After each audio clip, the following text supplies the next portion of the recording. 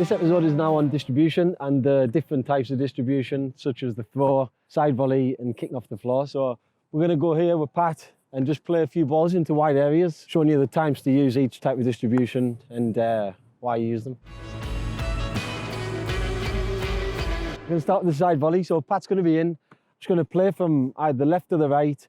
And what we teach with the side volley is, especially early in the game, is it's a lot safer to go into the area where there's not bodies, because if you do miss hit it and put it along the floor, you've still got a chance of ball reaching your player.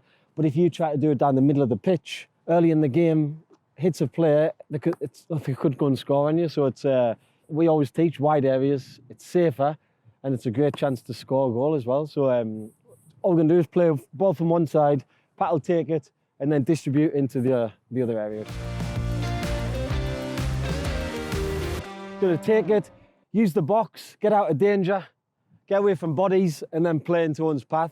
So when he wants to hit you in front of you, as if he's going to set you away in attack. Ready? Yes, Pat. Highest point. Well done. Yeah. Great example there where nowhere near his best side volley, but because he went wide, he's got away with it.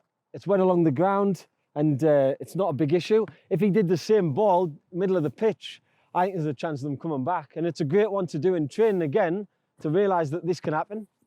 Yes, Pat?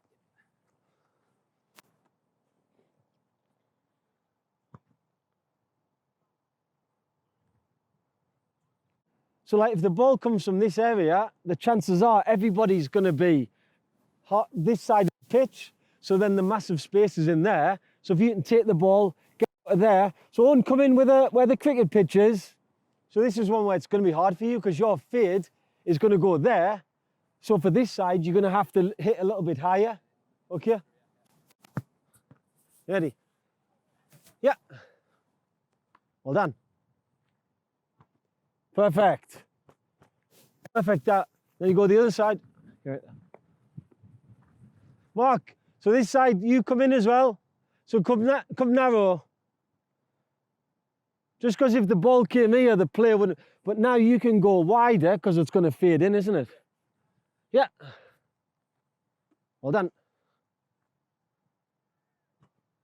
Perfect. Great example, Pat. Yeah.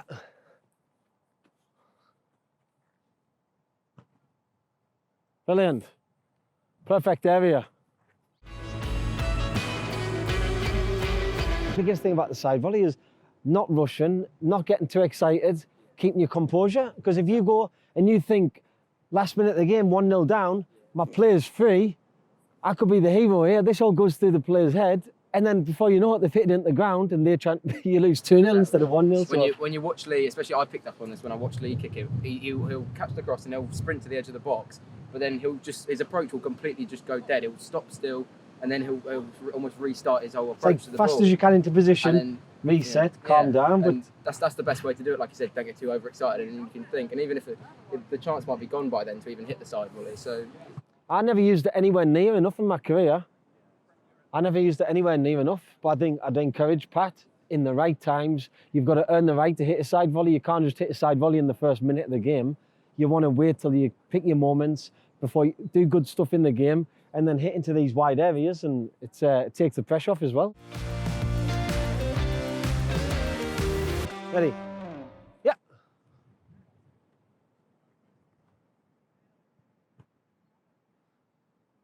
That time, Pat, I think you made it, obviously this is the edge of the box, you made it a little bit difficult by running too close to the edge of the box, and it was like you're under pressure, whereas this is enough, you're out of danger, and then you're there, and then you can go and play.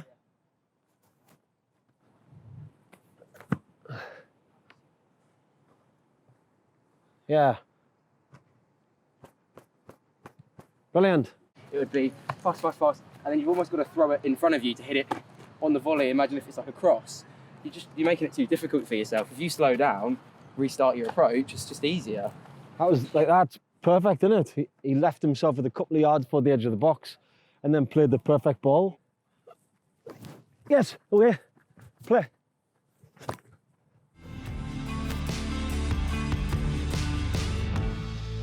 there's obviously there's the dead ball, which is usually a free kick or a goal kick. There's the one where you might get a back pass, take a touch, so the ball's rolling away.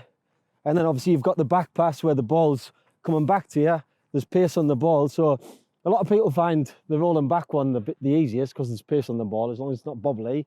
The next easiest one is obviously the dead ball. And then what people struggle with a lot, even the top guys, is the ball rolling away and playing there, because you have to change it when it's gone from top spin. You want to put backspin on it, so it's a really difficult one. And it's all about your footwork and your timing as well. Everything we teach is timing and technique.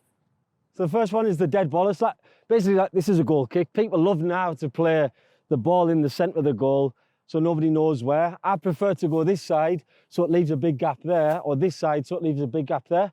So just a dead ball.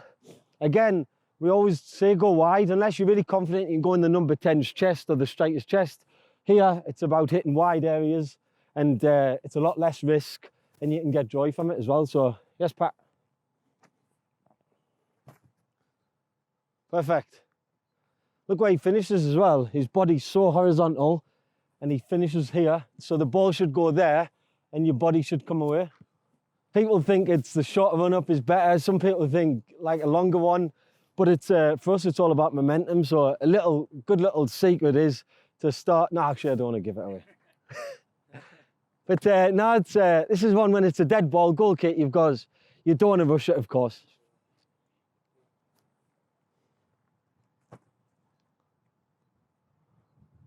So there, Pat just came off it a little bit there. His height took up his distance, so that's the one where it could drop. Their centre-back's got time to come round. The idea for this ball, whether it's a goal kick, free kick, is to get from A to B in the quickest possible time. That one, if you've seen it, it was a bit floaty and gives their defender. I think your job as a goalkeeper for free kicks and goal kicks is to keep it away from their centre-backs and don't let them head it back over yours. I think that's a massive thing. If you hit the wide players, it could go out of play. So important to keep it low and pick out bodies.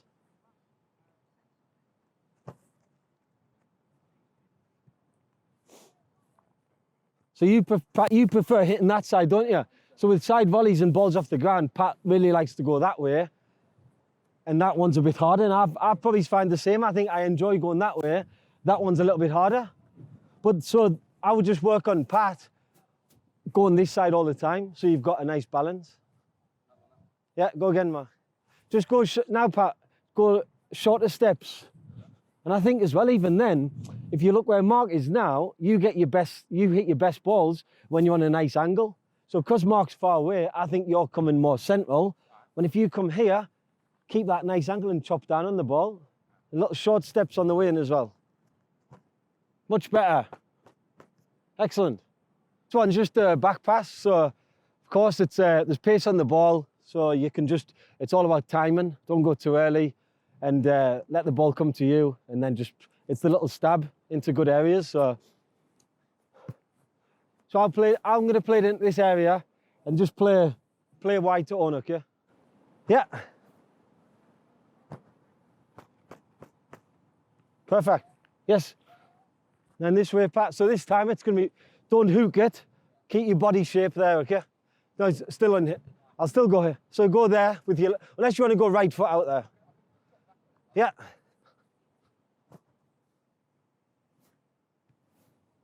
So the last one is the ball back pass. Take a touch at your feet. He's only got 2 touches, one to control, one to play. The ball can't stop. It's got to be rolling. I'm going to put a little bit of pressure on Pat. Yeah. Good touch. Short steps. Brilliant. So now we're going to move on to throwing. Mark's going to put a cross in from there, same again. Ball from there, Pat will go and take it, and then this side's going to be free, so ball there. Obviously, Pat, you're a left-hander, aren't you? So it's going to be difficult for him, a right-hander. That's the perfect angle, round on into his path. Whereas with Pat, it's going to be more difficult, so we'll Mark ball in, Pat deal with the cross, and then out to the edge of the box and play and so on. Yeah. Well done. Use your box, get there. Well done. Perfect. That's the one he wants to go over. Brilliant. It's a good one. But what would you say there though, Pat? The fact that it's because he's a left-hander, I would say this is one where you have to go a bit higher and fade it into his path, whereas Pat's played it with fade and it's ended up really wide. I think it's still a great ball, but I think Pat's this side, it's the perfect angle for him. So difficult to keep it. You've got to be like here, there.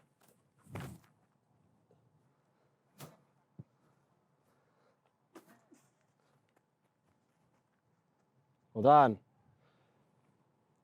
Really, really difficult with these gloves on. So the fact that he's got that distance, kept control of the ball, it's difficult to keep the ball there anyway. Never mind when you're going to throw it and you run at the same time. So really good. If you watch Pat's footwork, hold on. Yes, go. One thing I would add there for Pat is, this is a massive thing for power. Yes, Mark? Yeah, just play. It's got to be there. My right foot comes there, which gives you a lot more rotation. So you just go there, there. If you try to go there, that'll give you, it's like that's the rotation. So thrown there or thrown, it just gives you that extra rotation. Hold on. How do you feel get more distance? I know you dropped it and still hit it 50 odd yards, so it's really good that. So in throwing, of course, it's again, catch on one side, go the other side. Obviously the throw, it's an easy one to go over people's heads, drop it over heads into good areas. But I think that key thing is that rather than that. So that it's a really good tip, really. That gives you so much more rotation. But if you think with these gloves, what you've got to deal with, you're in that position, you've got the ball with no grip here, and it's so difficult to get to keep it. But if you can master it in these, then you've got a massive chance of doing it with your gloves on. But obviously is another thing where Pat is really natural what he's doing, so it was great. Summing up the distribution, we would say always try to go into wide areas because it's so important. It's less risky and it's a really good way of getting up the pitch. Having that composure, I think that's a massive part. Don't rush it. Small steps is massive as well. Really small steps into a big, powerful one at the end. The biggest thing is go wide, less risk, and can get you a bit of joy.